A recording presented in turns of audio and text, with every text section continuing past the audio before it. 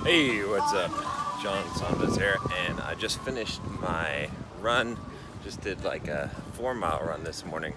Normally I've been doing 10s, but I actually did 15 yesterday. Anyway, just finished an audio book while I was running. It's Richard Branson's autobiography, actually the second one of his, called Finding My Virginity.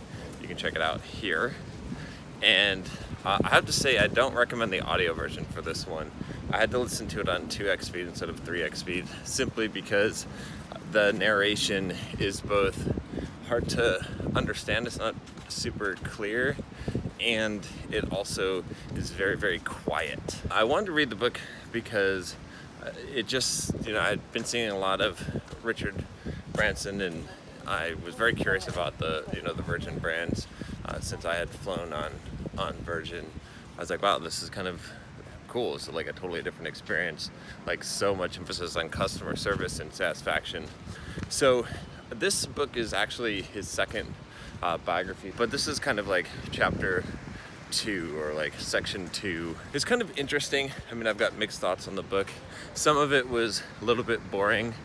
There's definitely a lot of political in it, a lot of politics as far as his personal politics, which a lot of it I don't necessarily agree with, although he makes some pretty compelling points. So it's good to hear that side of it, but he definitely is expressive of his political his politics, we'll just say that. Anyway, it was pretty interesting to hear his stories, though. He had a lot of really interesting stories just about the businesses that he's founded, and starting with Virgin Records, and then airlines that he's created, airlines in 3 different continents, train, mobile, with basically Virgin Mobile which became T-Mobile, or which merged with T-Mobile, and so many things. Money, Galactic, where he's doing the rocket ships, the space flights, which is still going on, the Hyperloop. So many things that he's involved in. It's crazy. And then just to hear about his crazy stories about how many times that he's almost died, it's kind of cool. This guy, like, talk about a risk taker, right? I mean, this guy is a serious risk taker. He just has this like zest and spirit for life. Like, I think he's kind of the ultimate entrepreneur, just willing to take the risk and to go where his heart tells him, and to be able to put it all out there.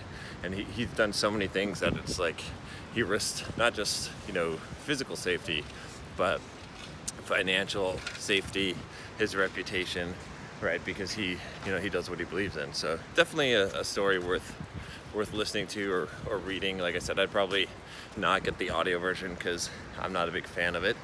But yeah, I enjoyed the book, and I learned a lot from it. I think there's some learning here, just in terms of taking bigger risks, and in fact the last, like, the appendix of the book is all the times he almost died, and I think it's like 78 times, and some of them are really, really crazy. So it just just goes to show you that, like, how many of those could you list, right? It's like he's done so many things where he's gone outside of the comfort zone, and that's why he's able to do what he's been able to accomplish.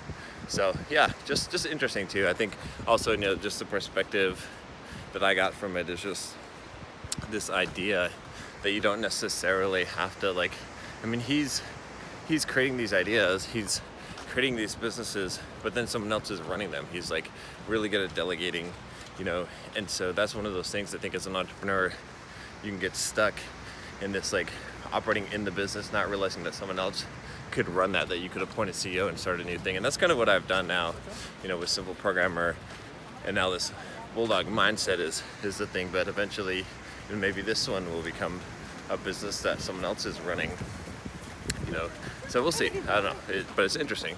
Anyway, can't like super highly recommend the book. It is long, it is a little bit boring at times, but I'd say it's still worth a read.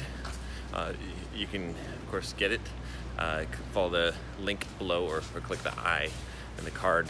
And yeah, that's about it. So if you haven't already, click that subscribe button below. And I'll talk to you next time. Take care.